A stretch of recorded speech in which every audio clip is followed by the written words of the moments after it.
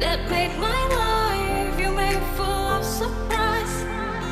Staring you under the starlight. You, my heart feels so right. You are the one for me tonight. Hey, new eyes that made my life. You made full of surprise. Staring. Bonjour à tous, j'espère que vous allez bien. On continue notre série 3 recettes avec un même légume. Aujourd'hui, ce sera le chou-fleur.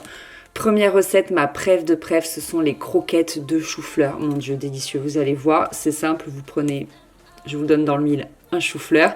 Vous le faites cuire à la vapeur, donc soit à l'eau, soit dans une cocotte minute, enfin suivant comment vous avez l'habitude.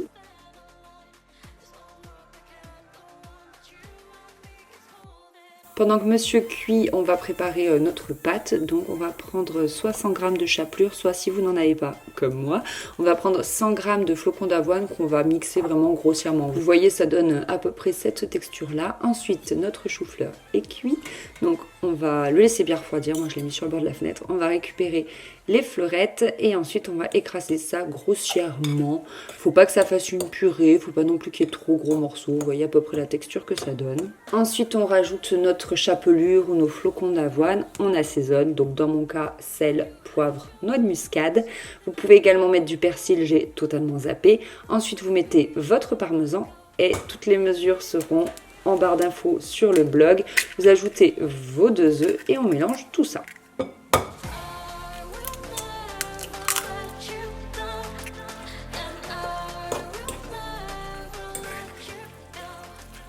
Prenez une poêle bien chaude, vous mettez un petit peu d'huile d'olive pour pas que ça colle et ensuite vous formez vos petites galettes. Personnellement, je déteste faire les choses à la main, je trouve que ça se coince sous les ongles et tout, je trouve ça dégueu.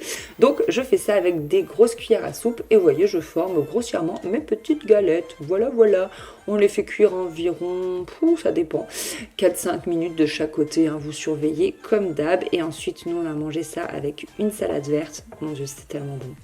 Franchement, les croquettes de légumes, de toute façon, de manière générale, je trouve que c'est vraiment un format vraiment cool pour manger plus de légumes. Je vous avais proposé il y a 2 ans, l'année dernière, je sais plus, des croquettes de blettes. Et franchement, c'était aussi délicieux.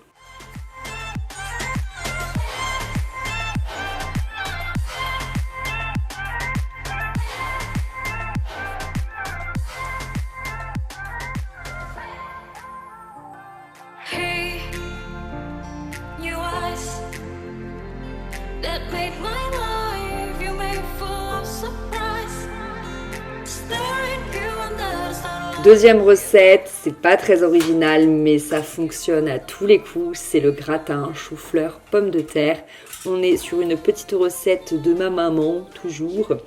Donc, comme d'hab, vous allez faire cuire à la vapeur votre chou-fleur. Moi, le mien de la recette précédente est tellement énorme que j'ai pu le réutiliser. Donc, je vais le couper grossièrement dans mon plat à gratin. Et ensuite, je vais peler mes pommes de terre et les faire cuire elles aussi à la vapeur. Vous pouvez faire cuire les deux en même temps, mais comme moi, mon chou-fleur était de la veille, je l'ai fait en 2 fois. Bref, vous comprenez. Pendant que les pommes de terre cuisent, je vais préparer ma béchamel. Il s'agit d'une béchamel sans beurre. C'est tout simple. Vous allez mettre de la farine dans votre casserole. Toutes les mesures seront en barre d'infos sur le blog. Vous délayez avec un petit peu de lait, mais le tout à froid. Vous ne mettez pas sur le feu pour le moment. Un petit peu histoire qu'il n'y ait pas trop de grumeaux. Et ensuite, vous rajoutez d'un coup tout le reste du lait. Donc moi, je suis partie sur 1 litre de lait de brebis. Et c'est une fois que tout est bien délayé que vous allez pouvoir faire chauffer à feu doux. Vous mélangez, vous mélangez, vous mélangez. C'est super long. Oui, je sais, on peut faire la béchamel au compagnon. On me l'a dit 50 000 fois sur Instagram. Mais moi, salir tout le compagnon juste pour 1 litre de lait, bon, ça m'embêtait. Et sur la fin, quand ça a bien épaissi, donc généralement il y en a pour 10 minutes, je dirais, 10-15 minutes, je rajoute une petite poignée de gruyère pour la gourmandise. Bien évidemment, j'ai également assaisonné sel, poivre, noix de muscade. Les pommes de terre sont cuites et je vais pouvoir les couper grossièrement également, les rajouter dans mon plat à gratin. Rajouter ensuite ma béchamel, je tasse tout bien pour que tout soit bien homogène. On rajoute une jolie couche de gruyère pour que ça gratine bien. Et on met au four pendant 45 minutes à 180 degrés. Mais qu'est-ce que je vais vous dire? Bien évidemment, on surveille. Voilà, gratin vraiment efficace. Moi, je l'ai fait, on l'a mangé le lendemain et il n'était encore que meilleur.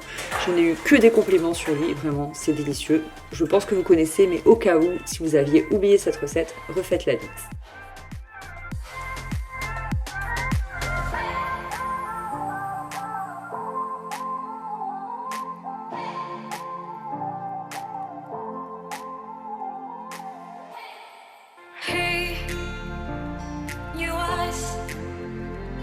that made my life. You made full of surprise.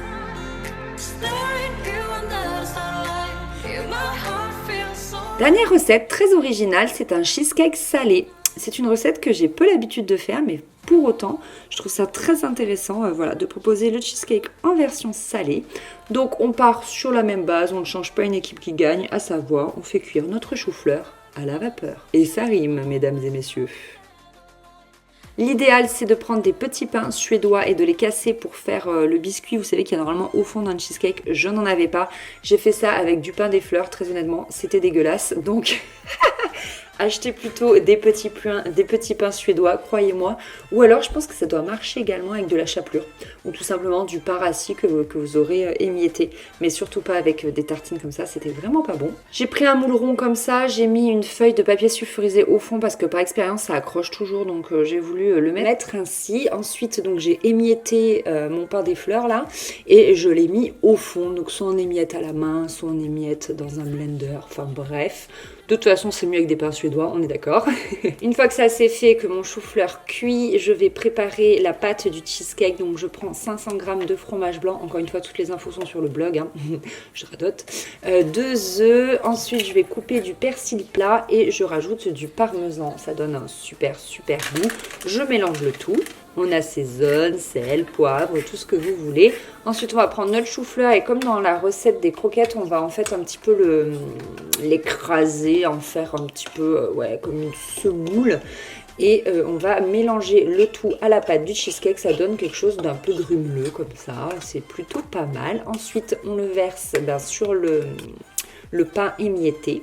On tasse bien le tout et on met au four à 180 degrés, je ne me rappelle plus du temps. Donc je vous mettrai ça sur le blog, je crois que j'ai mis 45 minutes, un truc assez classique. Et voilà ce que ça donne, franchement, visuellement, c'est absolument magnifique. Et gustativement, c'est plutôt pas mal. Mon chéri a plus apprécié que moi. Mais bon, j'ai trouvé ça pas mal. Voilà, testez et dites-moi ce que vous en avez pensé, ça m'intéresse. Voilà tout le monde, cette vidéo est terminée. J'espère que ces 3 recettes vous ont mis l'eau à la bouche. Dites-moi laquelle vous donne le plus envie. Je vous fais des gros bisous et je vous dis à bientôt. Prenez soin de vous. Bye.